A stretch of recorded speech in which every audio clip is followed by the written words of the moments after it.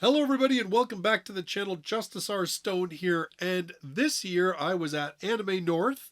It was held 2 weeks ago, and I was lucky enough to be on a panel with Joe from the YouTube channel Pause and Select. I'll leave some links down in the description down below so that you can check out all of his stuff. We had a really good time talking about Isekai Through the Ages, basically taking a look at some key isekai titles, both in anime, manga, and light novels, going back to the 1970s and up to our modern era. This was a heck of a lot of fun. You're probably going to want some headphones because, unfortunately, the audio I was recording it with just a shotgun mic on my camera, and we had a rip roaring game show going on next door to us, and the walls were thin, so unfortunately, there's a bit of noise that you should still be able to hear what's going on, but yeah, it's pretty noisy. Maybe next year I'll try and figure something better out. But in any case, I hope you enjoy this. Thank you so much for checking it out, and make sure that you go and visit Joe's channel as well. He's got lots of great videos that I think a lot of you will really enjoy. So thanks so much for watching, and hey, you know what? Anime North is happening next year, May 24th weekend. Maybe I'll see you there if you make some plans. Let me know in the comments down below. Alright, hi everybody. Welcome to the Isekai Through the Ages panel. It's 6:30 on the dot. A few people still coming in, but it's all good. We'll get started because they'll kick us out as soon as our time is up. So just a quick introduction. I'm Justus R. Stone. I've had a YouTube channel for a number of years where I've reviewed hundreds of light novels. So I'm going to be talking a lot about Isekai from a light novel standpoint. I'm also obviously a little bit older, so I have some first-hand knowledge, some first-hand experience with like some 80s and 90s type stuff. All right, I'm loud. You're so loud. I'm very loud. Very loud. Okay. All right. So my name is Joe. I'm a lecturer at Trent University in the anthropology department. I've also published with regards to isekai, but most importantly, I'm a YouTuber. I'm also kind of 6 beers in, 5-6 beers. So if I say anything kind of cryptic, that's why. Okay. All right, all you, Justus. Here we go. All right, well, this might be even more interesting than we thought. Okay.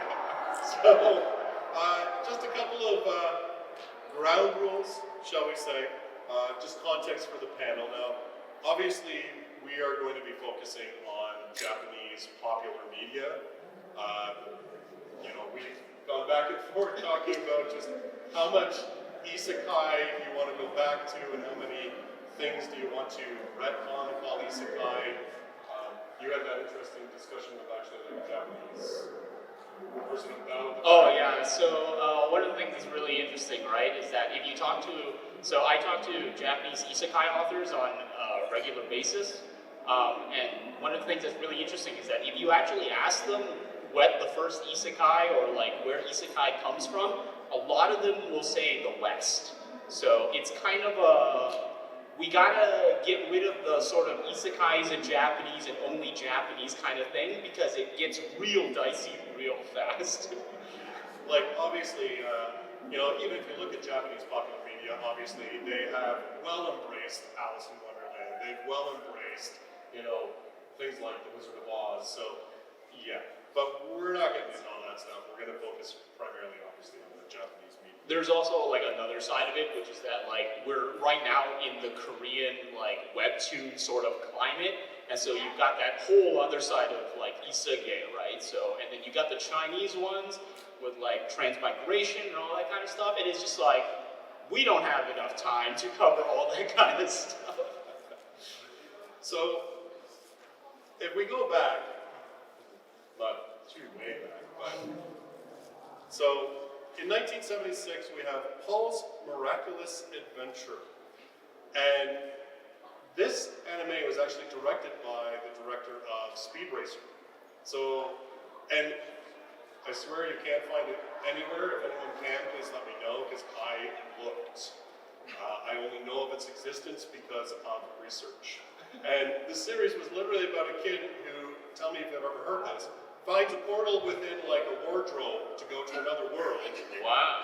Goes there with his female friend, who gets kidnapped, I kid you not, by a villain called Belt Satan. And then, when he obviously can't save her, goes back to the world and is basically told, you must have murdered her and dumped her body somewhere because where is she? She was the last one seen with you. And then he's like, F this. He goes back through the wardrobe to try and rescue her because he realizes otherwise his life is over. Kids show. Now, if you go back, then, and we're going to be talking obviously about writing and about novels because particularly the last 10, 15 years, a lot of isekai has come out of the web novel community. But if we take a look here, we've got like in 1976, 76 it was serialized, it was eventually collected into a collected volume in 79, Warrior from Another World. Now this was written by Haruka Takashiho, who was actually the creator of Dirty Pair, if any of you are familiar with that particular series. And again, tell me if you've heard this one. It's about a high schooler who's summoned to take up a magic sword and fight against the Demon King in another world. Okay. It's also out of print, so if anybody finds it anywhere, let me know. Yeah, again, this is the thing, you start researching older isekai and you're like, oh my god, I'd like to see this. Yes. Can't find it. How far does this rabbit hole go? Right, exactly. Now, in terms of stuff that you can actually still find, that is still considered one of the more, this is one of the anime that a lot of people default back to and say, this is where, this is the big starting point of anime isekai, or about the Gundam. Of course, by the creator of Gundam. And, again, tell me if you heard this. Guy gets summoned to another world. Oh, interesting. I know, right? Finds himself sort of like a slave, sort of involved, and then escapes to become part of a rebellion to overthrow the tyranny. You don't say. I know. But it's got robots, so it's way different. Way different. Yeah, if anybody has seen Knights of Magic, you might notice the Dunbine feel. Yeah, so, yes, the whole, mecha and isekai thing, been there, done that. I mean, that's not really a new thing. That one was more classic. Knights of Magic died and ended up in there with his old memories. Well, yeah, exactly. This one was just it was straight up mecha and John Carter and Mars. Oh, it's John Carter Mars. And actually, this is what's pretty funny. So, Leda, Fantastic Adventure of Yoko happens the year after Dunbine, and this literally was just showing downstairs in one of the videos. We just sat down and watched the last 45 minutes of it before coming up here to the panel. So, this one's actually very readily available as well. And essentially, it's about a girl that, and again, this is actually more something that you start seeing in a little. Yeah, there's going to be a pattern that kind of comes up. This sort of starts into a pattern that you'll see in 80s and 90s. Shows that we can attribute to isekai, which is a female protagonist, and particularly with elements of romance built into it.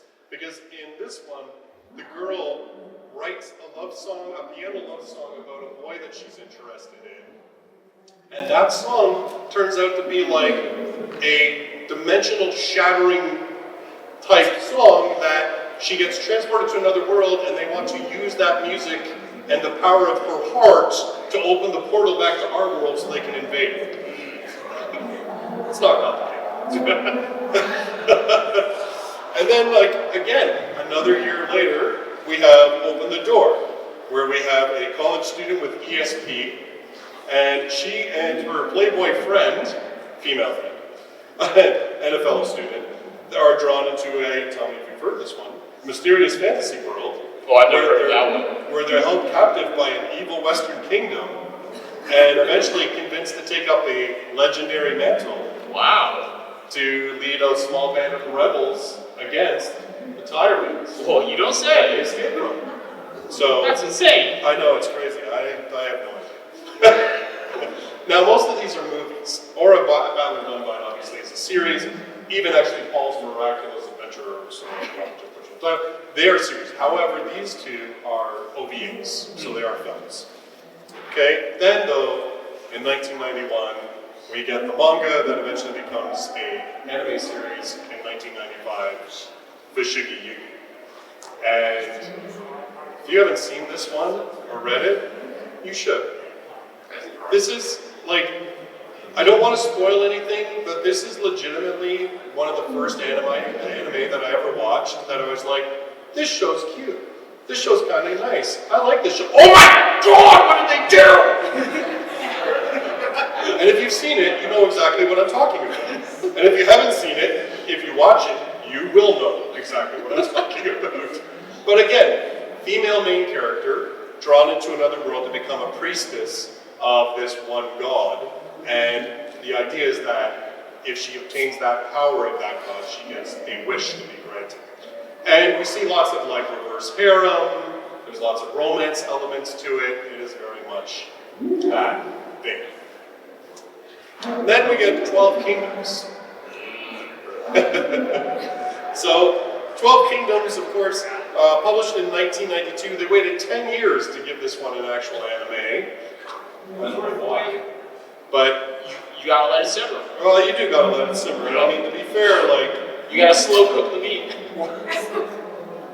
well, to be fair, I think they just released a new light novel volume of this only like a couple of years ago. Like, this series has been ongoing for a long time. Oh, even better. Yeah, like it's Just keep slow cooking it, yeah.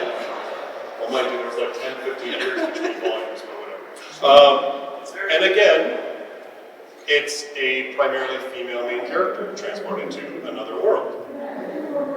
I don't know if you guys are starting to see the pattern here of what's happening in the 90s, but then there's Magic Knight Rayearth about a couple of girls transported to another world. And then just to spice things up, we decided to throw in Those Who Hunt Elves. Which had a manga in 95 that was released as an anime series in 96. And seriously, this is about like, the one's an actress, the one is like a military specialist, the one's like I think a martial artist, and then One of the martial artists, the girl is the high school yeah, so the one, the high school girl is, and they have a tank. A tank. And the whole idea is that they want to find a magical map that will allow them to return back to our world, and the only way they can do it is by finding pieces of the map that are tattooed on the bodies of elves. So the whole series is hunting elves and tearing their clothes off. The 90s. It's so transgressive that it was banned in China. Yeah, I think so, yeah. I mean, I I remember reading trivia about that. we're kind of blowing through the early stuff, but we just want to give you an idea of like, particularly when I was preparing this, I found it very interesting that when we're having discussions about isekai related titles, you see one like every year, maybe one or like every 2 years, and then we will hit the 2000s and everything changes. In 95 we got El Hazard, or El Hazard, however you want to. I always say it as Hazard. Hazard? Yeah, I don't know. The Hazard. Again, this one an anime series, and actually it's had several sort of iterations of it that are all different, but not same characters but different situations. And isekai is usually an element of it, but I think there was actually a space one too. Oh, okay. I lost track of it. And then of course in 1996 we have the Vision of Escaflowne. And if you haven't seen this one, like the animation might look a little dated, but it is a banger. And the soundtrack, and the soundtrack is like killer. Yoko Kanno. So Cowboy Bebop and a whole bunch of other stuff. Killer soundtrack on this one. Again, female main character taken from our world to go into another world and becomes embroiled in this geopolitical issue. And it has backing. Cool, actually. And then in 1999 we get Now and Then, Here and There, and Digimon. You want two completely different series that hit in a completely opposite emotional diagram. Yeah, one of them is about a bunch of young kids going into a gamey fantasy world, and the other one is a Rwanda metaphor. Yeah. and that's not, and like seriously, it's horrible. It's rough. It is rough. It's a miserable piece of fiction. Yeah, like do not get attached to characters. Every trigger warning you can probably think of should be reiterated heavily that it has it. It takes a look at that whole aspect of war in society and does not sugarcoat even the tiniest element. It's by Akitaro Daiichi, who also did Fruits Basket, and Tonkatsu DJ Agitaro. I mean, and then we skip ahead just like 5 years to actually get, well, this one started in 2000 as the serialized series, Kyo Kara Mao. This is literally an isekai about a kid who gets isekai'd by having his head flushed down a toilet. I'm not kidding. And finds himself in a world where they're like, congratulations, you're the king of the demon realm. In this world, demons look like humans except they can do magic. That's about the extent of it. And he's now king. And the series essentially follows him trying to navigate the relationship between humans and demons and trying to actually be a good king. For once, somebody who actually really wants to be a good king. Yeah, I find it funny that Mao, so Mao is kind of like a play on words because it also means like magical king. So when you say like you're the king of the demons, it's just like Mao Mo, which is just the demon king. Right, the demon king. Yeah. But again, what's interesting with this one, and I think and you do see this in later isekai, is that the reason he gets his head flushed down a toilet is because he actually intervenes in the bullying of one of his classmates. And so then the bullies attack him. And so good deeds end up in the world. Well, yeah, you stand up to bully, you're gonna get rewarded by becoming a demon king. I mean, well, I guess actually that's not so bad when you put it that way. Well, yeah, like this is the thing, exactly. It's better than pushing people out of the way of a car and getting stuck. Or, even worse, in later isekai, thinking that you're rescuing people from it and getting hit by a car, and finding out that, no, they were totally fine, you're just dead now. Or an ice imaginary just ruffles it around red light. Well, I mean, there's a whole bunch of stuff. So I will let you speak about this one, because I am less familiar with it. I don't remember the slide order. Oh, this is Akun no Sensu. Oh, okay. So Eikun no Senso is, so I think it has an incredibly novel premise. A history buff has been sent into the other world where he becomes the demon king. And he has to help the demons, who are all hot anime babes, fight against the Holy Crusader Kingdom. One of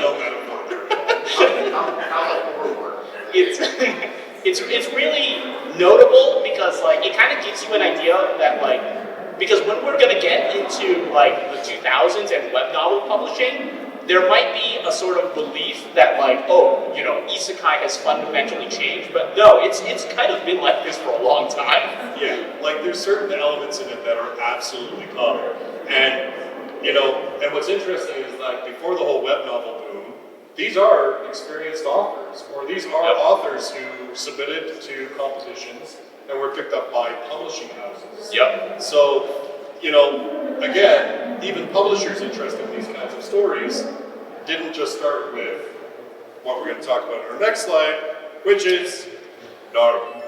Okay, yeah, so Naruto. Yeah. Okay, so on the left side, if I can see it based upon the...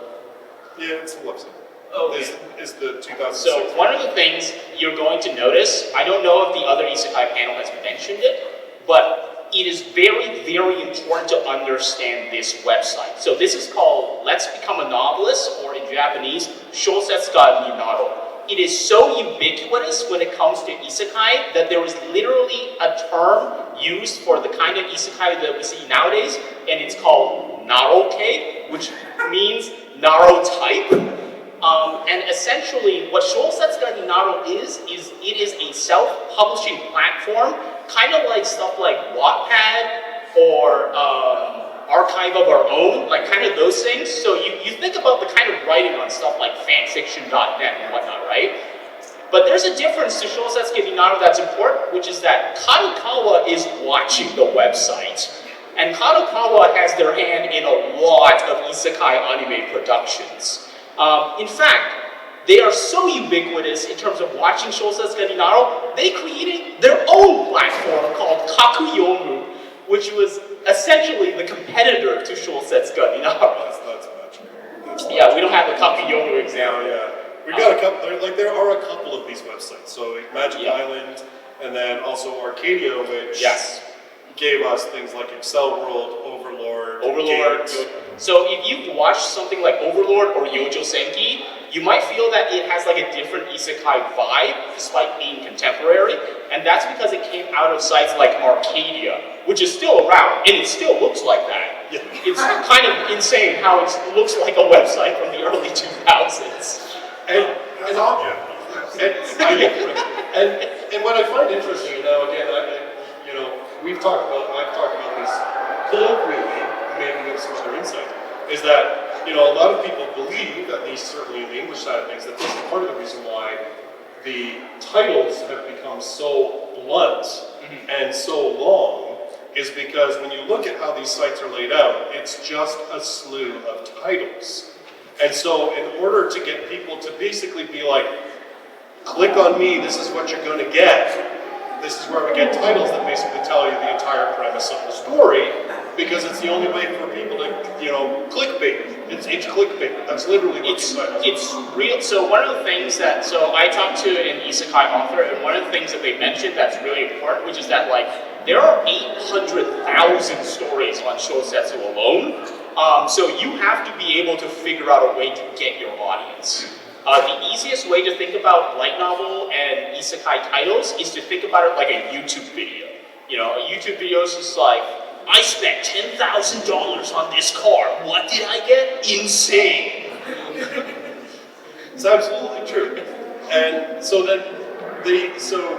if you've ever wondered what shifted around the early 2000s in terms of how things are titled, and then particularly when you get into the adaptations of these titles, that's why. So then we come to this one.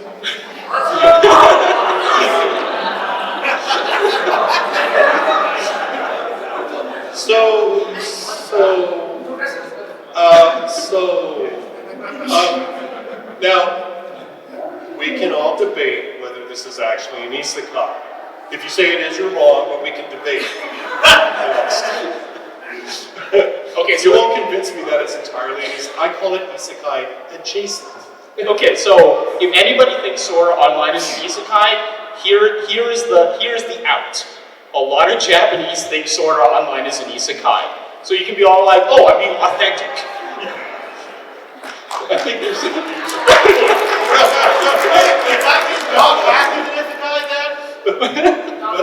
What's that?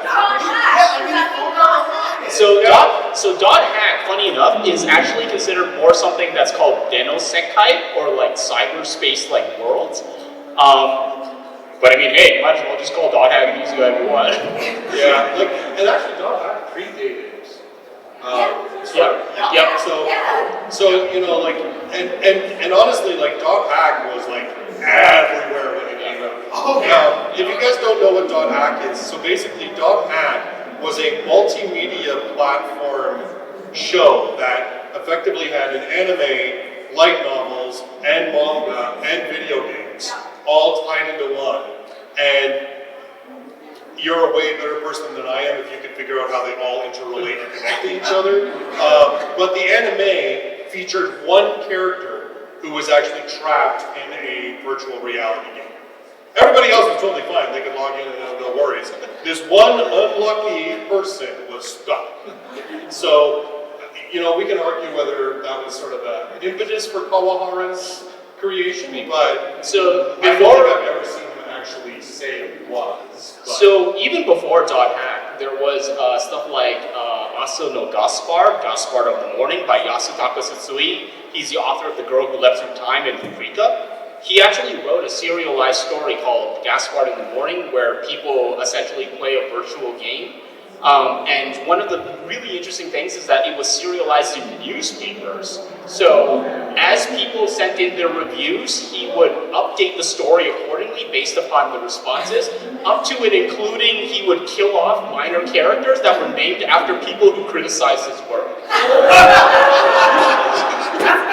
That's awesome. That's next level. I love it. I love it. So, question, if we're going to debate this, how do you define isekai? So, and this is kind of one of the ongoing debates even is how do you define isekai, right? And we actually discussed this quite a lot this morning. And We had a heated debate. there was some heat, well, it wasn't entirely heated, but basically so myself, and I'm not claiming this is like the be-all end-all of isekai, but to me, isekai is that you have a character who is interacting with an actual living other world.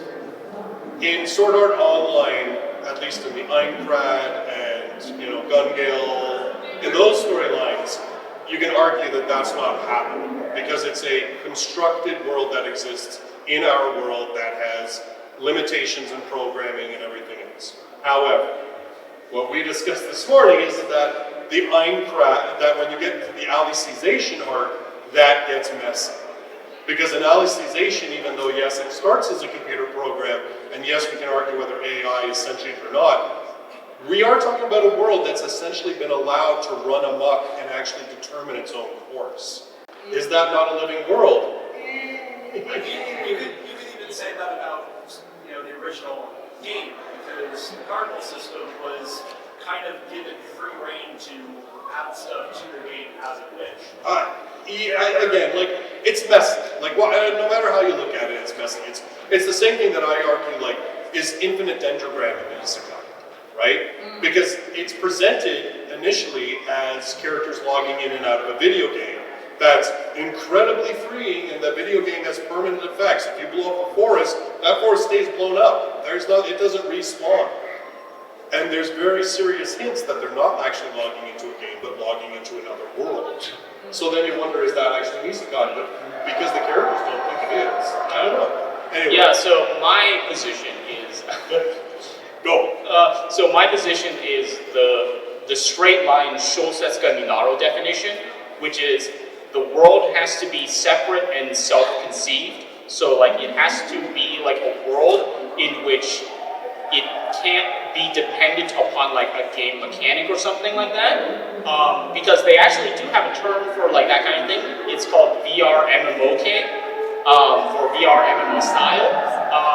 But the idea, and we're gonna see this a lot in later isekai, but the value in that definition is that the world has to be self-contained in that there are people, sapient people who have to deal with the Japanese intruder.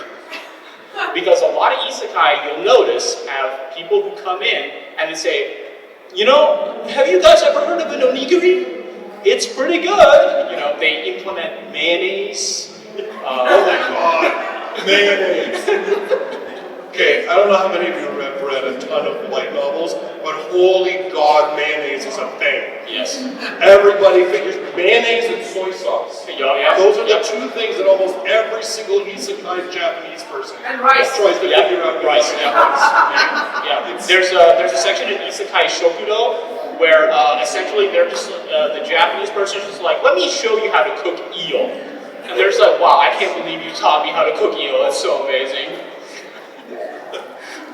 But yeah. I had a discussion last night before this kind of stuff. But how to go on this definition that is just discussed right now? That's not the stone from I don't know enough about Dr. Stone to discuss it. I don't either, to be honest I with you. didn't understand this. I thought Dr. Stone was this world but the future. That's what I thought. So it's still Earth, is that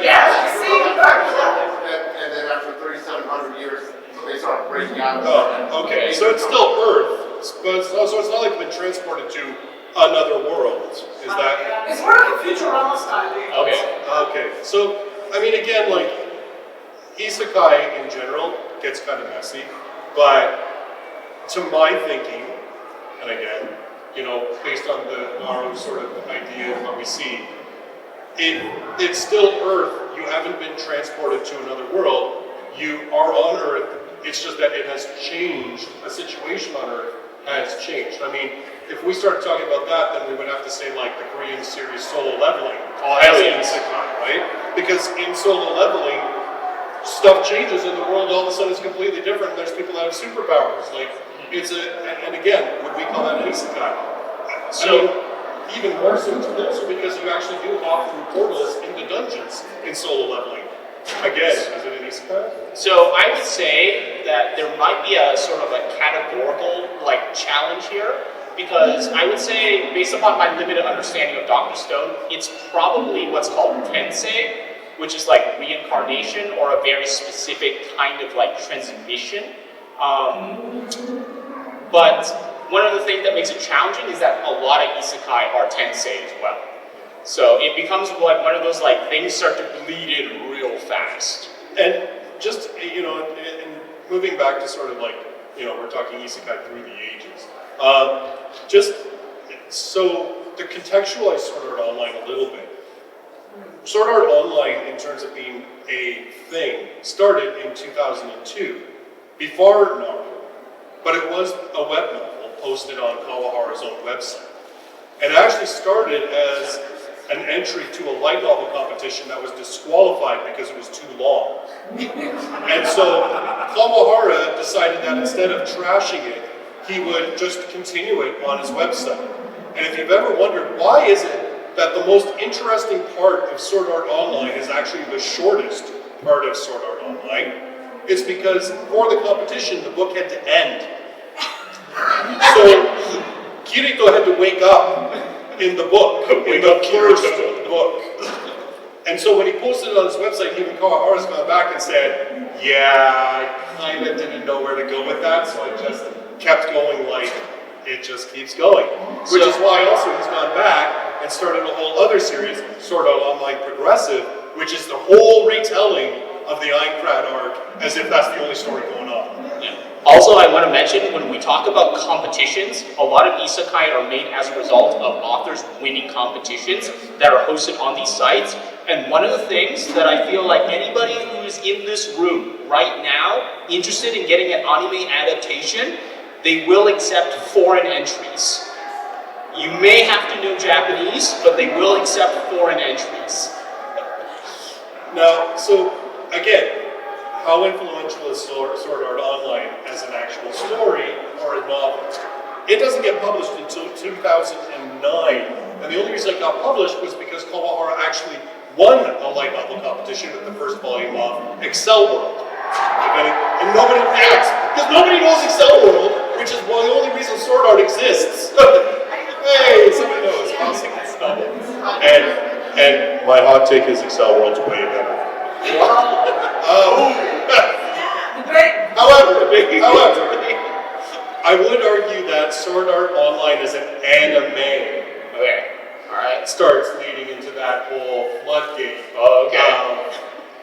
Anime adaptation. Oh, okay, yes. That's where I would start saying that it has, and Sword Art as an anime, certainly I think is influential in terms of some decisions that were made. Yes. What's going to get adapted. There is arguably another anime on the slide that has really exploded the isekai anime. Which one is that one? Oh, okay. The Familiar Zero is probably the most influential piece of light novel fiction that nobody talks about. So one of the things that's really important is to understand why the Familiar of Zero blew up, and that's because Harry Potter blew up. So Harry Potter, Japan is the third biggest Harry Potter audience. And it's really funny when you think about modern day isekai, a lot of them can arguably be traced back to a Harry Potter lineage because, he goes into another magical world. He has very nonchalant opinions about slavery, It's very, you can see the kind of lineage. Ironically, the author has not read Harry Potter until way later in his lifetime, so There's actually, I've actually seen some articles that have claimed that even early Morrow was predominantly filled with Familiar of Zero fanfic. Yes. And that some isekai grew out of those authors deciding, going like the whole, like, what is it, 50 Shades of Grey route? Yep. Well, my fanfiction, if I just change a few things. Yeah, if I just tweak it a little bit. If I tweak it a little bit, can actually be my own thing. Oh, hell yeah, yeah. So, just enough to get around copyright. just enough. Yeah. So, so again, Familiar of Zero, that's a great way of putting it. The most influential piece of light novel fiction that nobody talks about. Does anybody know Haruki Murakami? Yes, Norwegian Wood, 1984. So Haruki Murakami once had a sort of article conversation, and it was about isekai. And Murakami was just like, I blame Harry Potter. It's a true story. And then we get into, a few other ones that we're going to bring up here. Gate. So that's the JSDF fought there. Oh yeah. Oh yeah. Oh yeah. Apparently the author is a huge asshole, and the mangaka, the artist, kind of hates him, but he's kind of trapped because that's his only job right now. Well, I mean, and then of course we have Drifters, 2009. The manga came out. First the anime came out in 2000. Helsing with swords. I don't think it's but we start obviously seeing like these other ideas of large forces, large military forces, getting brought into other worlds. Yes. And whether it is the JSDF themselves, whether it's heroes from other timelines and so forth, we start seeing stuff like that happening, and that's going on sort of in that early, like 2005 to 2009, 2010. So one of the things that's really funny about Gate, so a friend of mine is in the military, and he's actually been in the military like in Japan as well. And one of the things he notes about Gate that I did not even know is that if you watch the Gate anime, all of their guns are completely outdated, and that's because the JSDF in real life is just borrowing American munitions. So if you pay attention, you'll see like in the anime, in the cartoon itself, there's like tape on the guns. So they're just using secondhand weapons. Awesome. All right, so. Yes. Oh, nice. Oh, okay. All right. I love living in the database. Hey, man, that was a banger. All right, so 2010, we have the web novel of Log Horizon start. Log Horizon is interesting to me because it's truly like, a lot of people see it sort of like, a lot of people compare it to Sword Art Online, but like, this is a whole whack of people being involved in a world similar to their game. They still have abilities and you get that whole interaction of menus and everything else. But, man, it goes deep. Yes. I mean, the thing that I always laugh about is people compare these two because they're probably like, they're contemporaries in terms of their release. And like, you have Kawahara, and people look at Sword Art and they're like, there are no game mechanics in Sword Art Online. He swings a sword. Yeah. And Kawahara was like, I don't know a damn thing about games, I just thought the idea was cool. He's gone on record saying he wasn't a gamer, he had no idea, he just thought it was a great idea, right? Then you have this, and it's like, you can tell who's the gamer in the whole system here, right? Holy jumping. But, I mean, again, I actually really liked Log Horizon. I loved how intelligent it was. I enjoyed that it actually addressed some more, like, realistic ideas of what would happen if you suddenly found yourself isekai. Like, the fact that, like, people, the depression, the lack of drive, even the fact that when they found out that they couldn't die, that whole listlessness and like, what's the point? What do I need to do? Like, I don't have to do anything. Like, I thought it was interesting that it actually addressed some of those things because so many other isekai, ones here, are like, I'm in a new world, I'm so cool, yeah, let's party, let's go. So this, And I was trying to say that, I mean, Log Horizon, I don't see them really as part of, like, one of the conspiracy story online, because if you actually watch it, like you said, game mechanics, politics, so many things in Log Horizon. Oh, yeah. Then it's sort of online, it's sort of this power fantasy, more like, the only thing that, like, ties them together is the video game theme. So, and the other thing about Log Horizon as well, you mentioned the fact that they kind of die, but they realize that they lose parts of their memory from their work, and just the realization of the horror of that I'll forget everything that happened. I feel like I'm losing something, a part of myself. But my physical body, I cannot like metaphysically die, but like I am forgetting the past. Yeah, like I think, like again, like I mean, if you obviously from the reaction, a number of you watched this, but I think like again, when you've watched other series and you know Sword Art and some other series, there's so many little ideas that this addresses that so many other series ignore. Like just the main fact that you have a female character who is initially in the body of her avatar, who is physically completely different than her, and she has body dysmorphia, and literally has trouble walking and functioning because her brain thinks that her body is like this, when in reality it's actually like this, and she actually seeks out an item so that she can regain her own body, so that she can function again. And it's like a whole, and that was wild to me because I was like, what an idea, like nobody, I think, has addressed something like that. Similarly, even though we got lots of isekai where there's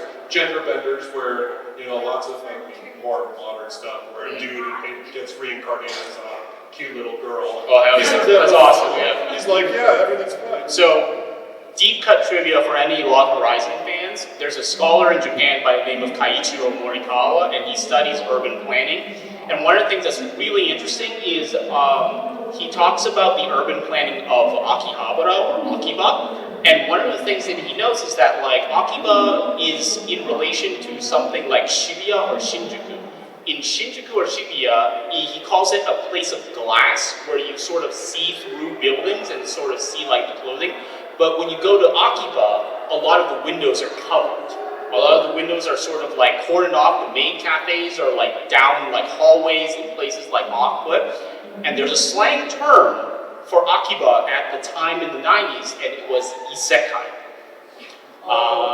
So it makes a lot of sense for Log Horizon because they end up in post-apocalyptic Akiba at the beginning. That is cool. Another thing to learn from Log Horizon is do your taxes. Oh yeah, absolutely. Not paying taxes. We're in the tax evasion arc, right? True story. Then in 2010, so again, like, check this out. So 2010, Log Horizon starts as a web novel. 2010, Overlord starts as a web novel. Okay? Land of Leadale starts in 2010 as a web novel. And what's interesting is taking a look at when these things all get their anime adaptation, right? So like Log Horizon, 2015 gets an anime, same thing with Overlord. Leadale waited until 2022. Yeah, so one of the things that's really important is that like anime isekai timeline is incredibly ahistorical. So like you're not going to get a good idea of like what the isekai genre in terms of how it developed, looking specifically at the anime adaptations. Yeah. And I think that sort of ends up being like an unfair comparison that you have people that see a new anime and they think this is so generic and this is such a ripoff. It might have been hot stuff when it was actually published online. Has anybody seen Isekai Cheat Magician? Oh my god. Yeah, it came out a few years ago and then everybody was just like, this is the most generic thing I've ever seen. But it came out really early in the publishing phase. So it was just like, wow. Yeah. And then of course we have Mushoku Tensei. Yeah, the big one.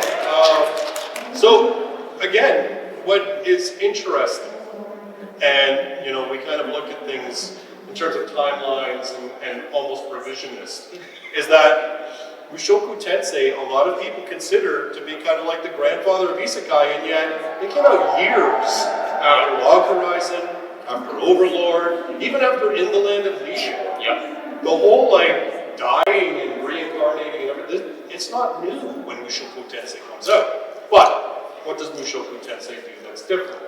It builds an actual history, an actual character arc that extends over years.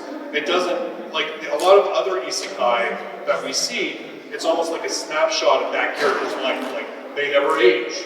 They never change in terms of their appearance or anything else. Yep. They get more powerful and they kick a lot more butt, but they don't grow and become an adult. Even a lot of reincarnation isekai start with the person getting reincarnated as an infant, shoot up until they're 16 in the first like 15 pages of the light novel, and then they never talk about them getting older again. Yeah, so it's very a metaphor that I've used before with Mushoku Tensei and like isekai around it is you can think of Mushoku Tensei like a good, well-rounded spirit, you know, a good flavorful alcohol, and then the isekai around it is like absinthe. And he's like, wow, I'm getting something real potent right now. All right. So and then in 2012 we have a little web novel called ReZero that starts. Yeah, an indie hit. Yeah, it's a little indie hit. And then of course gets an anime not too long after. Which this is like, again, I think this is where we start seeing a lot more of these quick turnarounds and stuff that's super hot. Yes. So if you have like an idea of just like, why are there so many isekai anime nowadays? This series is to blame because after the performance of the first season, Kadokawa released a press saying we have to have at least one isekai every season. Like they were just like, they saw the ReZero money and they were just like, we have to get the ReZero money again. and then no game. We got some responses. Yay! Because he literally was like, hey, that everyone forgets. Yeah, look at that. It's actually like, no game, no lecture. Oh, yeah. Nice. Now, I honestly think No Game No Life would have gotten a lot more recognition if the author didn't have such a horrid health problem that caused him to have like years between volumes. Yeah. Like, this is a series that, just as it starts getting interesting, stops for years because the author literally couldn't write. Yeah. So it's a little unfair, I think, about how this series got, but because especially like when we take a look at the web novel stuff, the web novels are volumes and volumes ahead of what's even been published. Yeah. So like even if the author decided to take 2 years off, the material's there. Yeah.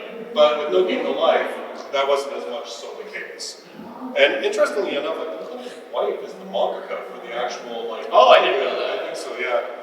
Anyway, and then in 2012 we have another tiny web novel that nobody talks about. People just ignore it because there was nothing like, it's not popular, it's not controversial, there's nothing. I don't know. This is one of those things. Yeah. Nobody talks about it. Nobody talks about it. I don't know why. It's never been discussed. And then just a year later. Yes. So when we talk about Shousetsuka Ninaro, the website that generates a ton of modern day isekai, one of the things that's important is that like a lot of them are determined by ranking. And Slime, not even just isekai, in terms of the entire site, 800,000 entries, Slime is the most popular series. It is insane how big this series is. And one of the really interesting things about Shousetsu is that all of the stats on Shousetsu entries are completely public. So you can see how well any series is doing, and Slime always averages tens of thousands of reads every day. Like, this is a gangbuster series.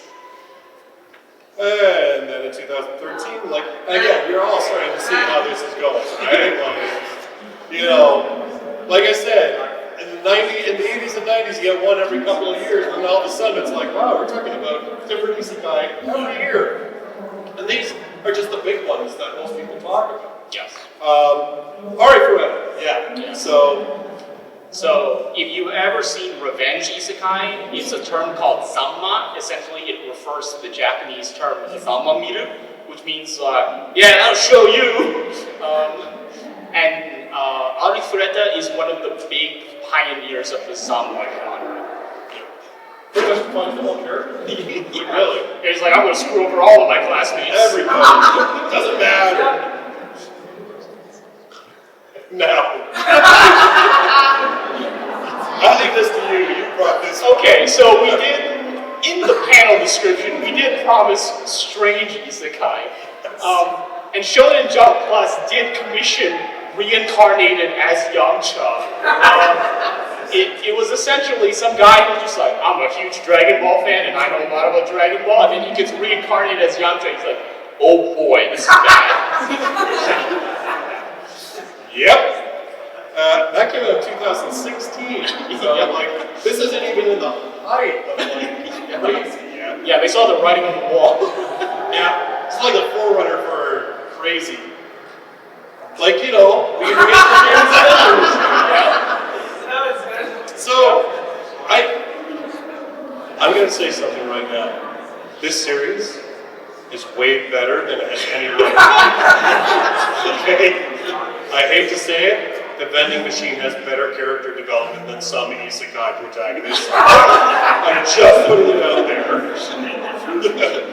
And effectively, like, meets this girl in a dungeon who is ridiculously strong enough that she can carry around the vending machine on her back. I would not be able to carry a vending machine on my back. And just to give you an idea, what makes this really great is that the way that he gets isekai is that he loves vending machines.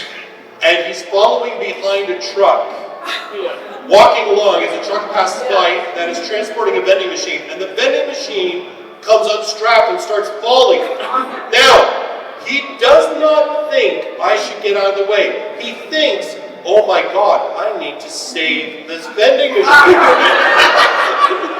Bad decision. Just putting it out there. However, this starts a whole other thing, like, oh, I don't know, being reincarnated as a hot spring, where all sorts of hot anime babes come to get clean. Yeah. And also being reincarnated as a pig, because you ate raw pig liver and died. Dogs are a popular one too. There's a couple of those. Yeah, there's a Woof cat Woof. one. There's literally one called Woof Woof Story. Yeah. Like, There's Inukai as well. yep. Yeah. Or you could be reincarnated as a weed. Or, if we really want to kick it up, a virus. Okay, yeah. Or, if it's not enough for you to be a virus, you can be reincarnated as a prefecture. This isn't the picture of that, by the way. So, unfortunately, the prefecture one was never turned into a light novel, so I don't have cover art for it. But it is by the same author as 300 Slimes. And so there's my translation of the opening line right there. Which is I was hit by an attack from Osaka Prefecture. Damn it, I clicked my tongue, or I would if I could. I didn't have one. I was a prefecture. Yeah, it gets really dark because so the prefecture is Hyogo Prefecture, which is related to Kobe beef. And in the other world, they meet a bunch of, like, cow women. Okay. Wow. Okay. Although, you know what's interesting? What I will mention since Slimes is up here, this actually became like something that I really noticed as well as sort of that, you know, mid-2010s and stuff, was the development of slow life isekai. Yes. In other words, this world is way too fast-paced. It sucks. I get reincarnated. I want to take it easy. And there was like a lot of series with people dying from the main character in Slimes dies from overwork. Yep. And that becomes actually a common way of getting isekai, is dying from literally working yourself to death. I think actually in one series, in one series they said that their coworkers literally stepped over their body because they were so busy that as they were dying on the floor, their coworkers were just, I gotta go. And if anybody's interested with slow life isekai, very easy, because in Japanese it is literally just called slow life isekai. Yeah, literally, slow life. Yeah. You need to find it. You don't even have to know that much Japanese. Then, let's talk about the subsection of dirty isekai. I mean, I guess we could have technically put Arifureta in here too. Oh, Oh yeah, absolutely. Yeah. But I mean, these things get a little bit more clear, let me say, in their messaging. Harem in the labyrinth of another world. I mean, I think we know where this is going. Or, if we feel like being even a little bit more clear, how about sex abduction? So with Harem in the Labyrinth in Another World, it's really funny because the author has admitted that they see it as a power fantasy, but the power fantasy is owning a home. They mentioned that, and I thought it was very funny. Nice. That is so oh my gosh. Alright. And then we've got Parallel Paradise. Yes, so Parallel Paradise is a piece of art. Essentially, the story of Parallel Paradise is that the protagonist goes into another world, and every woman he touches orgasms almost immediately. But so now you might be thinking, but wait a minute, why is it a work of art? Well, have you ever seen Elfin Lied? Oh. It's by the same person, and it gets post-apocalyptic and kind of time travel-y, and it gets really weird. It essentially becomes like an old sci-fi series. I mean, it wasn't weird from the start. But I just put it out there. It feels like an old sci-fi series at times, and you're just like, wow, this is great. And then he touches a woman, and then all of a sudden This is filthy, yeah. Yeah. But, thankfully, not everything is filthy. Yeah. So, I think we're running the flag. We're getting close to time. We got last here. Oh, yeah, we got Okay, so, a lot of women-centric isekai starting to come up. Yeah, thank you. So, Ascendance of the Bookworm, obviously, big one. A lot of women isekai coming out. A lot of those, well, we'll discuss those in a suit. But not all of them are happy, smiley. Oh. Yes. I'll just leave that one there. Yes. J.K. Haru is a sex worker in another world. Yeah, not in the empowering way. And this novel does not pull any punches. It gets real rough. It's really rough. Yeah. Oddly very female empowerment, Yes. but rough. Yeah. But it kind of shows you how wide the genre is Yes. in terms of how many things it can kind of play off. Yeah. Yeah. And then we get into the more popular type vein of female isekai, the villainous. Yes, Amifura, yes. I couldn't, I don't know how, there are so many of these. Oh, so many, I can't even yeah. start. And they all play different aspects of the villainous role. Sometimes she's just a misunderstood villainous. Sometimes she's like, I'm actually going to be hardcore. Oh, yeah. There's all sorts of them. It's so funny because when we get to villainous isekai, a lot of them don't even have a very strong like villainous or girl what is the name? Girl games? No, not girl games. Fights They don't have a very video gaming base. Yeah. A lot of them are based off Rosa Versailles. Yeah. So Otome gaming is much more Otome type gaming. Then we have I'm in love with the villains. yes. Now, honestly, I'm going to tell you something. If you're looking for an isekai light novel that is LGBTQI plus Yes. friendly, Yes. this is one. It The is. author is actually a member of that community, and while the book does play some stuff off for comedy, there is some very actually Yes. personal moments that it relays about what it is to be gay in Japanese society. And it actually has some really good plot and story. Yes, so it is. So I would say I'm in love with the villainous, which is getting an anime adaptation. So if you're interested, I would say I'm in love with the villainous. Kind of throws you, it kind of tricks you because you think, oh, Yuri lesbian romance. All right, cool. And then all of a sudden it becomes intricate politics. It's true. And it's probably one of the few that the main character actually identifies as a lesbian. Yes. It's not like one of those wink, nudge, nudge Yuris. She's like, no. Yeah. I am a lesbian. Yeah, There's It's not like that one isekai where it's just like, I'm a guy, but now I'm a hot girl. Yeah.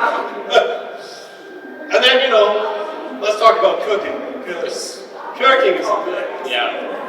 This is fun, actually. And, Yes. and because we got like 2 minutes, we'll burn through another. Hey, how about if you're a major baseball hero?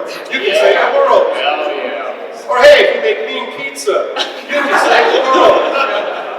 Because we promised you some weird ones. This is legitimately one. It's only one book though. Yeah, there's another one where a guy turns into a vibrator.